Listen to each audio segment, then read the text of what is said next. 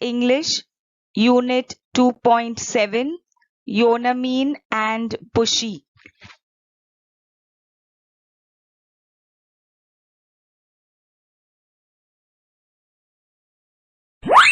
Don't underestimate anybody. Yonamine Chiru was the most admired girl in Okinawa. She was intelligent, tall, strong, big, and beautiful. And most important of all, she was so well trained in karate that no one could beat her. When it was time to get her married, her father, who was a rich merchant, began to worry. But where, oh where, could he find a young man who would come forward to marry a woman who was stronger than him? Yonamine had her own ideas about marriage. She declared firmly, "I will only marry a man who can beat me in a fair fight." Surprisingly, many young men picked up the challenge and came forward to fight her. After all, she was a beautiful girl with a fortune. Many wrestlers were eager to win her in a contest of martial arts. One of the first to ask for her hand was Kojo, who was actually bigger and stronger than Yonamine. He was so tall and well built that his hands were like shovels and his legs resembled tree trunks, but he played foul. Even as Yonamine was bowing to him in the customary sign of respect to one's opponent, he threw a punch at her, breaking the rules of the game. Yonamine was angry. She caught hold of his arm and twisted it so powerfully that the unsupportive Kojo fell down in a heap and had to limp away defeated. Many promising young wrestlers tried their hand, but Yonamine defeated them all. Her father was in despair. Who would marry a girl who enjoyed wrestling? Bushi was just such a man. He had trained under the karate master Sakugawa. He proved to be such an expert that he was recruited by Shoko, the king of Okinawa, to be his personal guard. His friends said to Bushi, "You should take on the challenges of this girl, Yonamine. She may be big, but you are stronger and smarter than her." Bushi too was keen to marry a girl like Yonamine.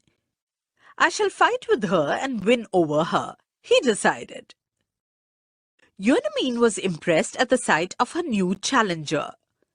She had heard that he was one of King Shoko's personal warriors. He was tall and slim. He stood firmly on his feet and seemed unshakable. Above all, he had dark, piercing eyes which looked straight at the opponent and showed that he was fearless and straightforward. The wrestling match began. Yonamine and Bushi bowed to each other and then began to attack each other in earnest. They punched, kicked, and twisted, using their best techniques. It looked as if the match was going to be a tie. Nobody winning, nobody losing. But at a crucial moment in the fight, Yonamine paused ever so briefly. Bushi took advantage of the moment and brought her down with a swift punch. Yonamine's father was a very happy man. Bushi and Yonamine were married in a splendid ceremony. It was a happy marriage. Yonamine was kind and loving. She cooked and cleaned and kept the house spick and span.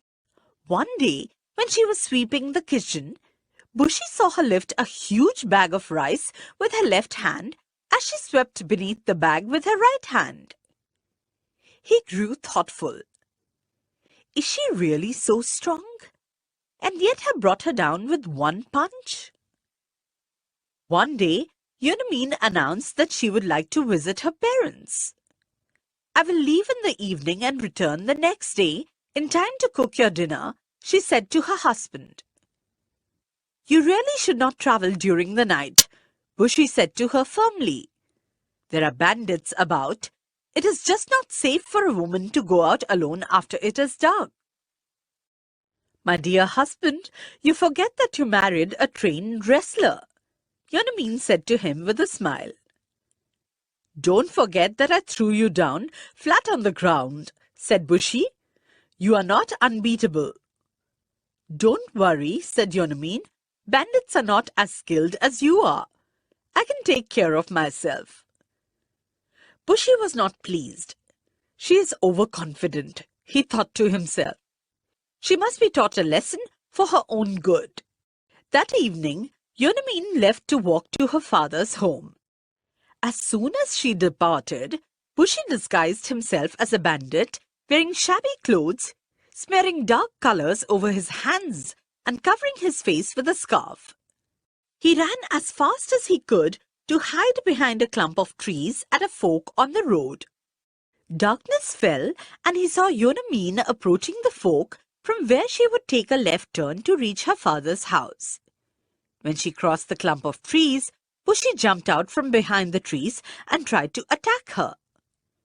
Yonamine was swift and sharp in her reaction to the attack.